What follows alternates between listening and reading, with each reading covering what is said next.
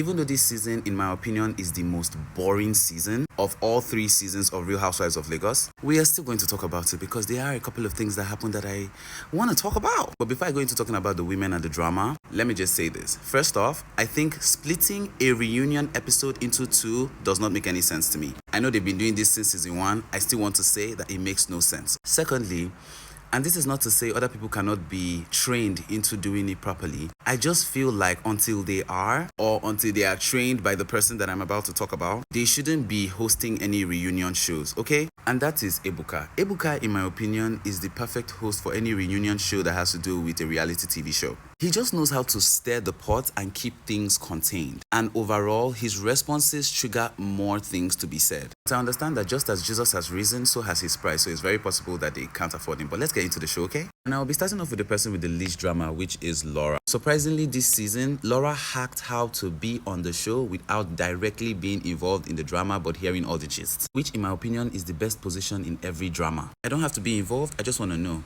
And that is the vibe that she was on throughout this season. Even though she had very questionable outfits this season, and I blame her sister for that, we were just close enough for the drama, and I love it. Moving on to Sophia, who surprisingly is my favorite person from this entire season. And when we started off, I did not think that she would be, but something about her just gives a very mature air, a very communicative air. Like she knows how to communicate, she knows how to use her words, just seems to know how to handle particular situations very maturely. Even though coming to someone's party and sharing gifts and not giving the host anything was a very childish move, she did explain that she was quite riled up and that's why she did that. And from someone who gets her, I get it, okay? Because there was no need for the energy that she was receiving from Dabuta. Whether it was her boat or it wasn't her boat, your anger was totally directed to the wrong people. The person that Dabuta should have been angry at was Miriam and Caroline. But because, and this is my opinion, I feel like Sophie seemed to be the easiest to pick on at that point. And even if they don't want to say it, seems like there was drama off camera. I know a lot of you sensed it too. The entire beach house squabble, even though I feel like both ladies had every right to be pissed for different reasons, it would have been avoided or would have had a different type of drama if the energy was transferred to the right recipients. And I also have one more question about this situation. When she complained about her room, seeing as she was the least closest to Dabuta, Dabuta should have either switched her room with hers or she should have shared a room with one of the other ladies that she's closest with,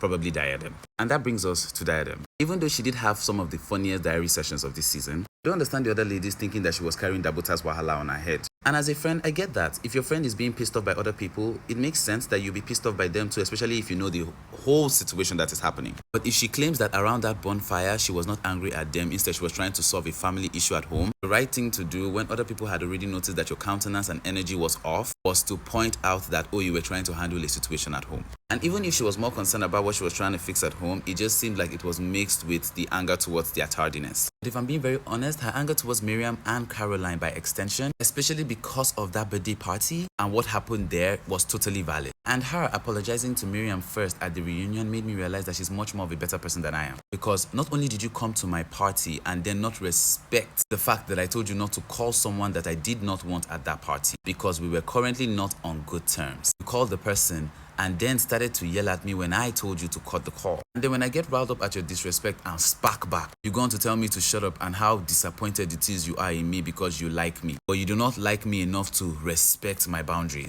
Even up until the reunion, she blatantly refused to see her faults. And I know someone has to stir the pot in reality TV shows to be able to get the drama, but Miriam was just quite annoying this season. Especially when Diadem told her not to wear a gele to her event and she wore it. On some, oh, I already decided what I was going to wear before you told us what to wear, so I cannot change what I already came up with. That's trash, and why can't you change it? You have money, you have the resources to do that, so why can't you change it? You just wanted to be a scornful person. It goes without saying that she is my least favorite person on this show, and if the writers had any sense, there would have been a fight between Miriam and Caroline this season. Especially at that point where Caroline was trying to confront Diadem and Sophie was trying to confront Dabuta at the beach house, or I think that was after the beach house. Miriam kept pushing Caro to address the issue, especially because she too had an issue with Diadem. Then all of a sudden when Caroline decided to, Miriam backs away. On some, I don't want to get involved in the drama because it's giving Two-Face and very much Idibia.